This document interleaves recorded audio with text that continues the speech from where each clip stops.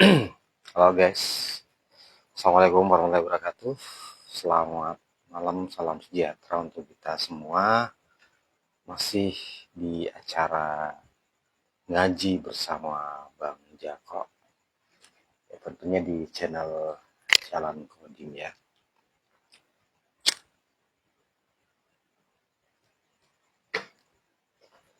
Tentu yang kita kaji masih seputar agama dan spiritualitas. Ngaji di sini adalah ngasah jiwa ya. Dan kita akan mengupas tema-tema yang sepertinya kita akan ulang-ulang ya, berbagai macam tema yang akan kita ulang-ulang karena ya sepertinya tembok-tembok dogma itu sangat kuat, akarnya itu sangat dalam, sehingga tentu dibutuhkan gedoran yang cukup keras gitu untuk membongkar dogma itu. Kita udah dogma ini udah akut banget gitu. Lah mungkin ketika saya menyampaikan kajian-kajian yang berhubungan dengan agama, tentu kemudian banyak yang nyinyir ya, banyak yang menganggap siapa lo gitu berbicara tentang agama, lo lulusan dari mana gitu, pesantren dari mana, ya udah tamat Quran berapa juz gitu, kemudian kamu pernah belajar sama ustadz siapa gitu ya. Ya mungkin seperti itulah mungkin pandangan-pandangan seseorang ketika mereka dikasih uraian yang berhubungan dengan agama gitu. Ya mungkin mereka juga bilang ya, ya yang berbicara tentang agama ya harus yang ahlinya dong, yang tahu tentang itu. Nah, pertanyaan saya sekarang adalah, yang mana disebut ahli agama itu? Siapa sih yang mesti disebut sebagai ahli agama? Ya, yang sekarang eh, apa namanya? Coba definisikan agama itu apa sebenarnya? Ya, agama secara etimologis ya mungkin dikatakan agama tidak kacau gitu ya. Ya benar tidak kacau, tetapi sejatinya agama itu apa? Yang dalam Al-Quran itu ya, kitab suci Quran disebut sebagai adin gitu. Nah ini, karena selama ini mungkin karena kita terjebak kepada yang namanya simbol ya. Nah memang tidak bisa dipungkiri bahwa masyarakat itu memang kesan pertamanya kepada apa yang nampak.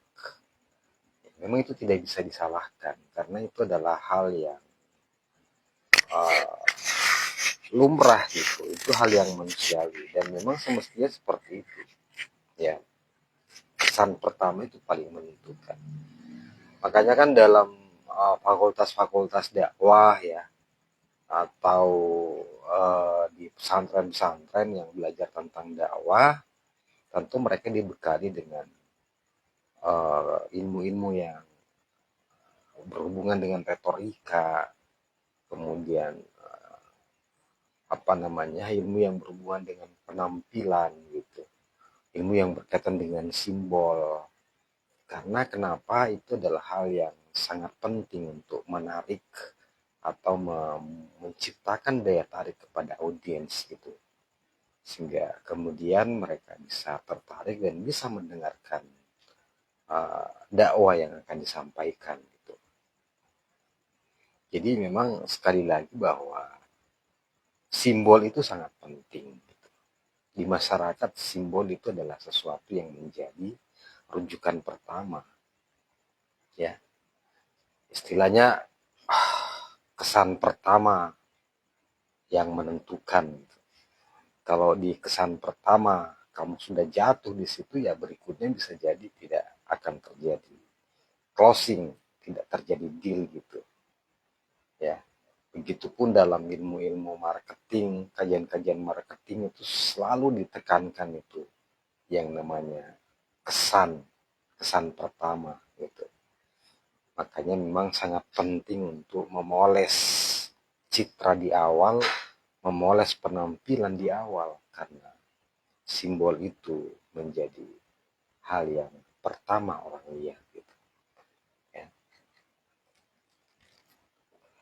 Ketika saya kemudian dengan muncul dengan tampilan yang tidak memiliki simbol satupun yang bisa dihubungkan dengan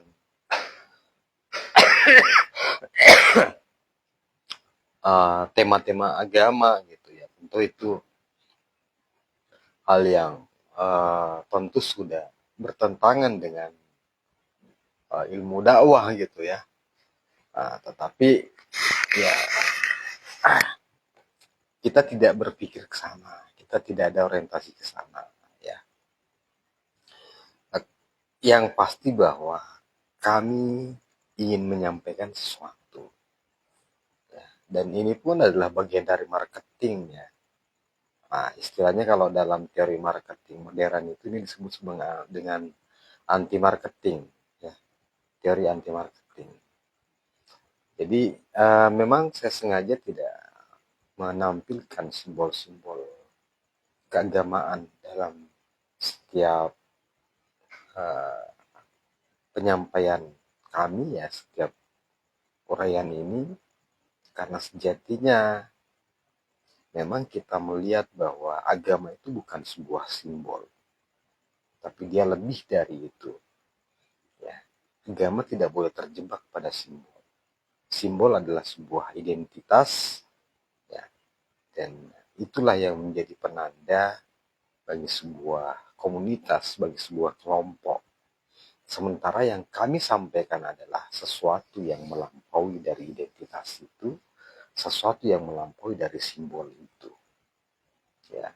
Di alam baharu itu sangat penting, itu mutlak gitu, dibutuhkan. Tetapi ketika kita masuk pada wilayah kodim, di situ kita tidak mengenal simbol. Ya, di alam gelombang itu simbol itu kemudian lebur, ya, tidak ada tanda di situ. Makanya kenapa untuk masuk kepada kajian rohani, kajian kodim, kita harus melepaskan simbol. Ya. Makanya ketika kemudian Anda masih terjebak pada simbol, ya, dan menganggap orang yang menyampaikan sesuatu itu karena tidak memiliki simbol-simbol agama yang Anda anut, yaitu yang kemudian membuat Anda melecehkan, meremehkan orang yang menyampaikan tersebut, secara tidak langsung sebenarnya Anda sudah menghijab diri Anda. Ya. Pernah saya singgung dalam kajian saya tentang ada berguru. Untuk menerima suatu ilmu itu kita harus memposisikan kita berada di bawah. Ya. Sehingga kemudian apa yang disampaikan orang itu bisa mengalir ke isi yang disampaikan, bisa mengalir ke kita. Tapi kalau kita sudah memposisikan sama, ya, bahkan meremehkan, kalau meremehkan itu berarti kita berada di posisi yang di atas. Ya, jangan harap ya apa yang disampaikan itu akan masuk ke kita, gak bakalan bisa. Ya, sunnatullahnya seperti itu. Makanya kan baginda Nabi pernah mengatakan, jangan kau melihat siapa yang menyampaikannya, ya, tetapi lihat apa yang disampaikannya. Jadi selalunya kita harus berorientasi kepada isi, kepada hakikat gitu. Memang simbol itu diperlukan, tapi dalam hal tertentu. Hanya saja ketika kita berbicara tentang yang namanya hakikat, yang namanya isi, dimensi esoterik dari sebuah agama, maka kita harus melampaui simbol itu. Kita harus keluar dari penjara simbol itu. ya. Eh, Memang kan seorang pendakwah, ya seorang yang menyampaikan tentang kajian agama, ya biasanya kan bersorban, ya, atau pakai baju gamis, ya, kemudian dia berjanggut, ya, dan biasanya di sini ada tandanya gitu. Jadi ya itulah bagi mereka muka-muka yang orang soleh gitu, ya itu tanda-tanda orang yang muka soleh, ya orang-orang yang wajahnya sering kena wudhu, bercahaya gitu, ya. Saya nggak tahu wajah saya juga bercahaya nih ya, karena memang saya mengaktifkan lampu kilatnya, jadi saya jadi bercahaya di mukanya. Nah, tapi sekali lagi bahwa semua itu, apapun yang masuk dalam penginderaan kita, itu sudah bagian dari simbol itu. Dan belajar tentang ilmu rohani, kita harus bisa keluar dari simbol itu. Jangan terjebak kepada simbol.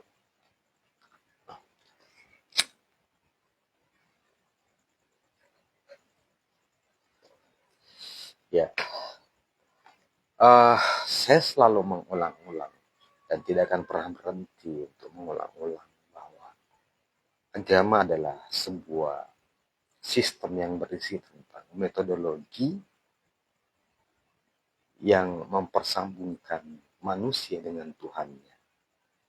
Metodologi itu sifatnya kodim. Kodim dalam artian bahwa metodologi itu dia bersifat top down, ya, dari Allah melalui utusannya. Tidak bisa tidak. Ya. Metodologi itu bukan sesuatu yang dikarang-karang, ya, yang diciptakan manusia, bukan. Itu harus berasal dari utusannya sendiri. Ya. Nah, ketika kita mengatakan bahwa utusannya sudah mati, sudah tidak ada saat ini, maka itu kemudian menghalangi kita atau menutup kita untuk bisa mengetahui atau bertemu dengan metodologi itu. Kalau kita sudah mempatok bahwa Rasul sudah mati. Karena sejatinya Rasul itu tidak pernah mati. Dia selalu ada. Laqad ja'akum rasulun min anfusikum. Ya, telah datang seorang Rasul di tengah-tengah kamu. Berarti kalau kita yakin bahwa Al-Quran itu berlaku sampai seluruh zaman, maka mestinya di zaman ini pun juga telah datang seorang Rasul itu.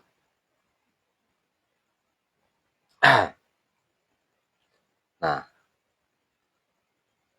di kajian kita semalam saya mengatakan bahwa awal dari beragama itu adalah ma'rifat, ya, dan ini terus selalu saya ulang-ulang karena memang selama ini kita beragama, kita langsung saja beragama, ya, kita tidak mencoba untuk berusaha mengenal siapa Allah itu, siapa Tuhan itu yang menjadi sesembahan kita. Kita langsung nerobos saja gitu istilahnya. Ya. Padahal dikatakan awal din ma'rifatullah. Awal dari beragama itu adalah ma'rifat. Mengenal Allah gitu.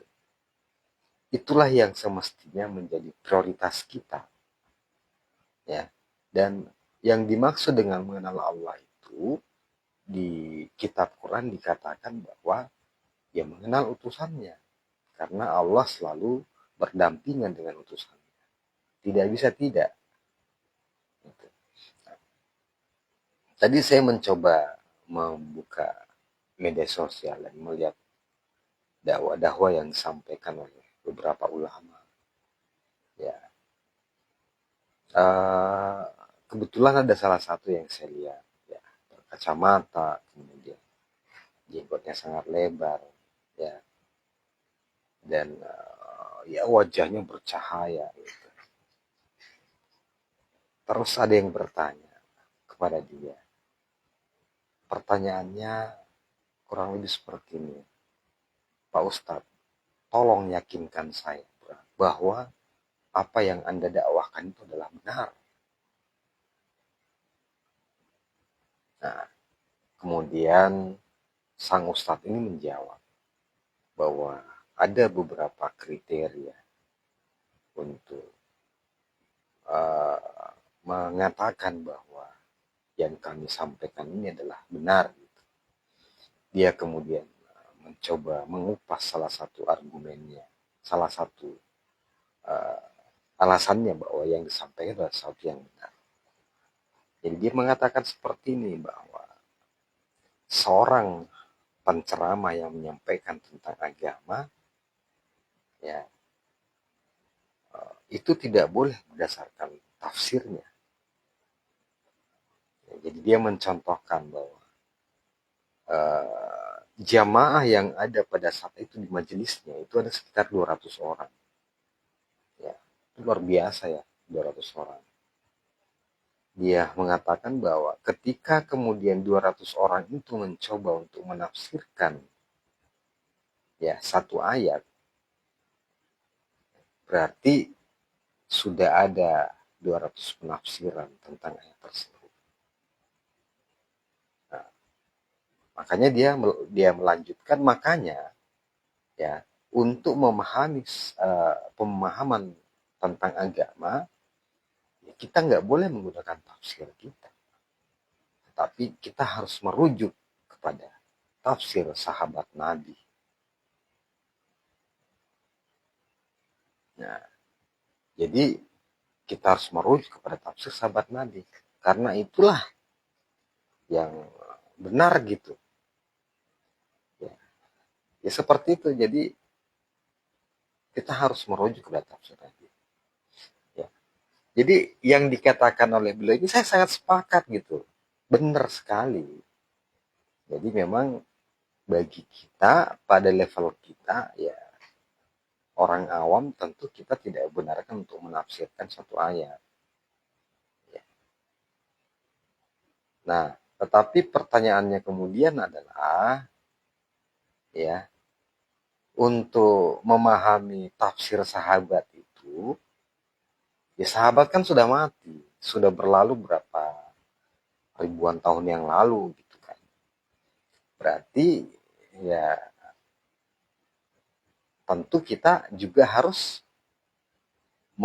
menggunakan tafsir dong terhadap mereka-mereka yang menafsirkan apa yang ditafsiri oleh sahabat ini gitu. Jadi mungkin yang dia maksudkan dia adalah ya kita harus merujuk kepada ulama yang menafsirkan tentang perilaku Nabi, atau yang menafsirkan Al-Quran itu gitu. Jadi dia kan selalu bilang bahwa ya kita harus kembali kepada Al-Quran dan Sunnah. Cara kembali kepada Al-Quran dan Sunnah itu seperti apa? Ya tentu kita akan mengacu atau merujuk kepada para ulama yang menafsirkan Al-Quran dan Sunnah itu. Ya kan kembali lagi, artinya bahwa tetap kita masih berada pada wilayah tafsir, tetapi tafsir oleh ulama yang kita rujuk gitu. Itu misalnya tadi ya, kelompoknya tadi itu ya itu adalah salafi gitu ya, salafi wahabi. Berarti tentu mereka tentu merujuk kepada tafsir dari ulama-ulama salafi itu tadi. Gitu. Jadi kalau menurut dia bahwa kalau menafsirkan Al-Quran yang bertentangan dengan apa yang ditafsirkan oleh ulama-ulama mereka itu berarti itu tidak benar. Ya itu udah sesat namanya. Nah, pertanyaannya kemudian, ya ulama-ulama kan bukan cuma dari kelompoknya mereka. Ya, ada juga ulama yang lain yang tentu memiliki penafsiran yang berbeda dengan ulamanya mereka. Jadi kembali dalam hal ini berarti orang memahami agama itu ya kalau menurut si Ustaz tadi ini berarti terjebak kepada sebuah kebenaran yang sifatnya intersubjektif. Kebenaran intersubjektif itu artinya lah kebenaran kelompok itu, kebenaran yang sifatnya sektarian. Dia belum pada kebenaran yang objektif. Yang berarti kalau begitu, kebenaran yang disampaikan itu kebenaran yang sifatnya masih relatif. Sementara saya selalu mengatakan bahwa agama itu harus mutlak. Tidak bisa tidak. Ya. Agama sifatnya top down. Karena dia adalah sebuah sistem yang mengatur hubungan kita dengan Tuhan. Dan itu Tuhan yang ingin gitu. Makanya caranya pun harus dari dia. Nah, dia sudah menurunkan mungkin Al-Quran dengan sunnah. Persoalannya adalah, ya siapa yang punya otoritas penuh dalam menafsirkan itu, Quran itu. Jadi selagi kita mengacu kepada yang disebut Al-Quran, mushaf Quran, dan teks hadis, maka kita tidak akan pernah bisa lepas dari yang namanya penafsiran. Yang namanya penafsiran tentu akan berbeda-beda.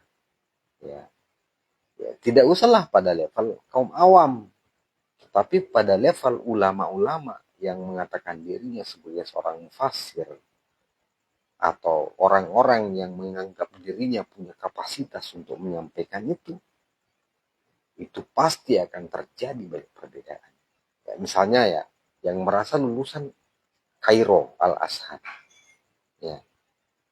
Nah, kira-kira dalam 1 tahun berapa banyak yang menjadi lulusan Al-Azhar? Kalau mereka menganggap bahwa dirinya sudah layak untuk menyampaikan itu, tentu ada berapa lulusan Azhar? Tentu mereka punya ya, tafsiran yang berbeda terhadap satu hal kecil gitu.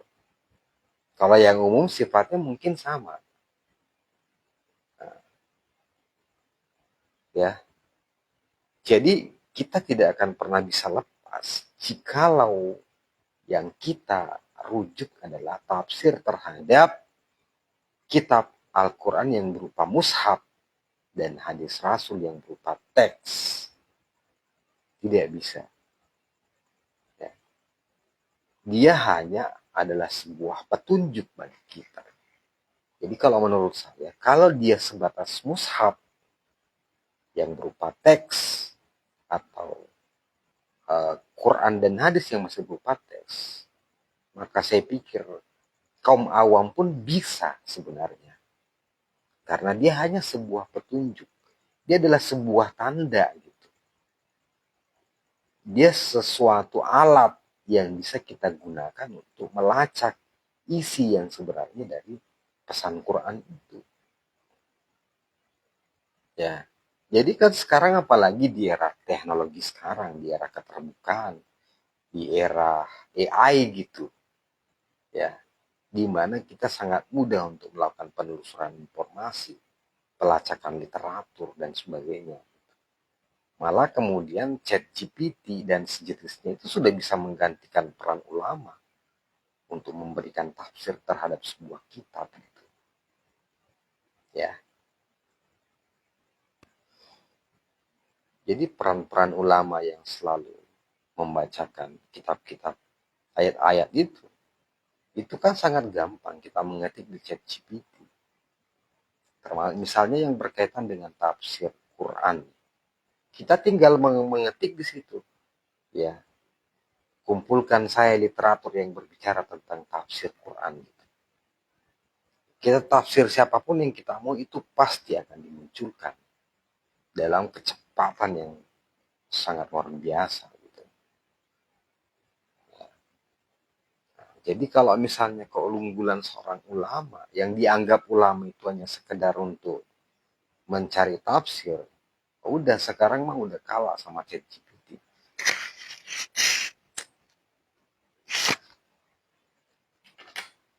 ChatGPT lebih cepat gitu, lebih canggih, dan tentu dia lebih komprehensif gitu. Ya, karena dia akan mencari semua. Karena pasti seluruh kitab-kitab yang lama-lama itu kan pasti udah banyak, udah diupload gitu ya semua di internet. Sehingga itu kemudian akan ditelusuri di seluruh perpustakaan yang ada. Dan semua sekarang serba digital. Gitu. Jadi kalau persoalan untuk bagaimana, apakah itu komprehensif atau tidak, saya bisa mengatakan bahwa ChatGPT tentu akan lebih komprehensif. Nah, jikalau seperti itu kemudian berarti ya untuk memahami Al-Quran berdasarkan tafsir itu sekarang sudah sangat mudah. Jadi ya saya pribadi mengatakan bahwa sebenarnya kitab mushaf Quran itu dan teks hadis itu adalah dia merupakan sebuah tanda, sebuah jejak, sebuah petunjuk di mana dengannya kita bisa menelusuri isi pesan yang sebenarnya. Untuk menelusuri kitab Quran yang disebut sebagai sesuatu yang nyata gitu. Ya, kitab Quran yang disebut sebagai sesuatu yang terpelihara sampai kapanpun. Ya. Jadi di materi sebelumnya juga saya sudah mengupas itu antara uh, kitab Quran yang kodim dan kitab Quran mushaf gitu. Ya ternyata sangat banyak petunjuk di mushaf itu yang mengarahkan kita untuk menemukan Quran kodim, Quran yang terpelihara di Lauhul Mahfuz gitu, Quran yang tidak bisa disentuh ya oleh mereka yang tidak tersucikan. Dan di konten di materi saya sebenarnya itu sudah mengurai sangat jelas gitu, bagaimana cara membaca kitab itu. Nah itu makanya tadi ketika saya mendengar uraian dakwah dari sang ustadz tadi ya di situ ya saya ingin menyampaikan pada kesempatan ini bahwa ya kalau Anda mengatakan bahwa untuk memahami Al-Quran harus merujuk kepada sahabat-sahabat Nabi, ya untuk merujuk kepada sahabat Nabi siapa yang dipakai gitu, ya tafsirnya siapa gitu. Jadi itu lagi bahwa sekali lagi bahwa Anda tidak bisa terlepas dari yang namanya penafsiran karena yang mulai dari Nabi yang mengeluarkan kalam kepada sahabatnya. Sahabatnya kemudian yang menafsirkan gitu. Sahabat ini tentu dia relatif. Nah, sahabat mengeluarkan kata-kata gitu. Tentu kata-kata sahabat itu akan ditafsirkan lagi gitu. Begitu seterusnya. Jadi mungkin ulama-ulama Anda sudah menyusun sebuah kitab yang menafsirkan apa kata-kata sahabat tadi. Sehingga kemudian Anda mengatakan bahwa itulah yang disebut sebagai rujukan yang paling sahih gitu. Ya. Nah, persoalannya mereka itu relatif, dia bukan maksum gitu. Dia tidak maksum. Kecuali kalau dia maksum, kemudian menafsirkan.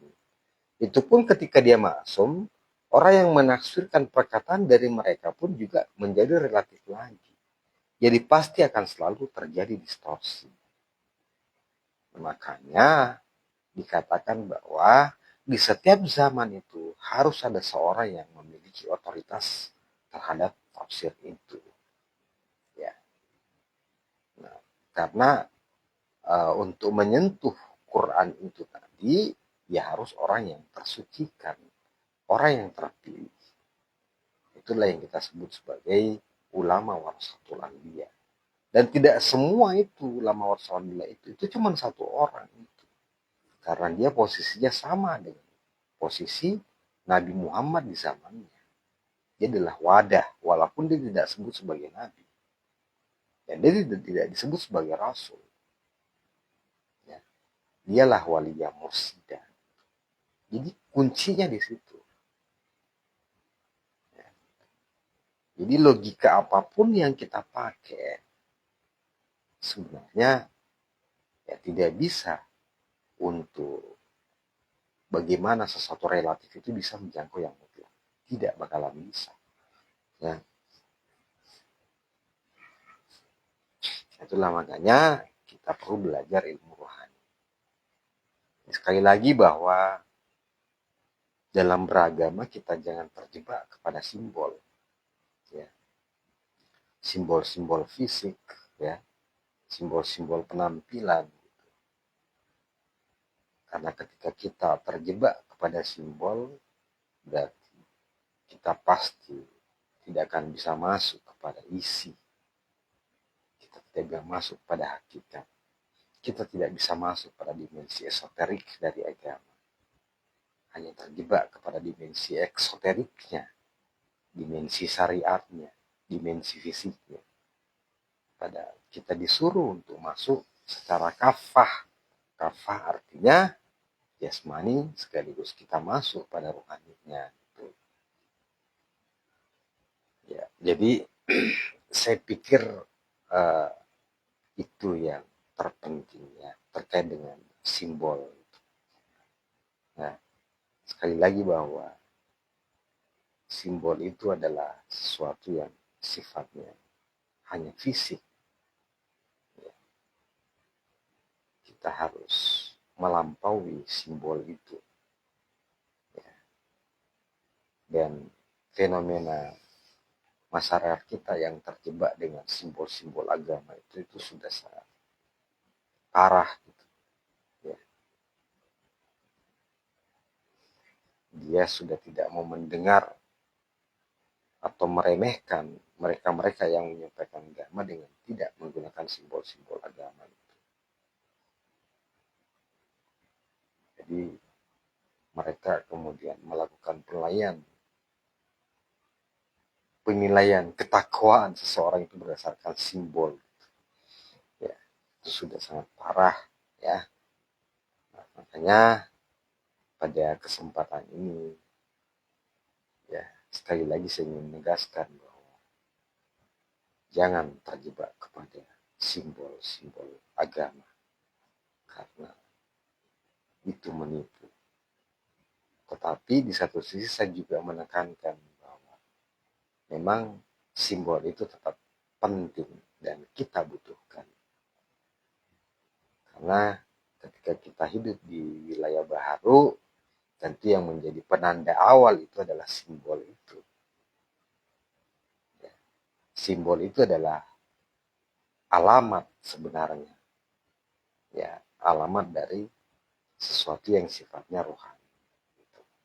Dan untuk menemukan yang namanya dimensi rohani itu kita harus melewati simbol itu. Ya. Jadi simbol tetap kita butuhkan. Tetapi jangan sampai kita terjebak kepada simbol itu. Nah, jadi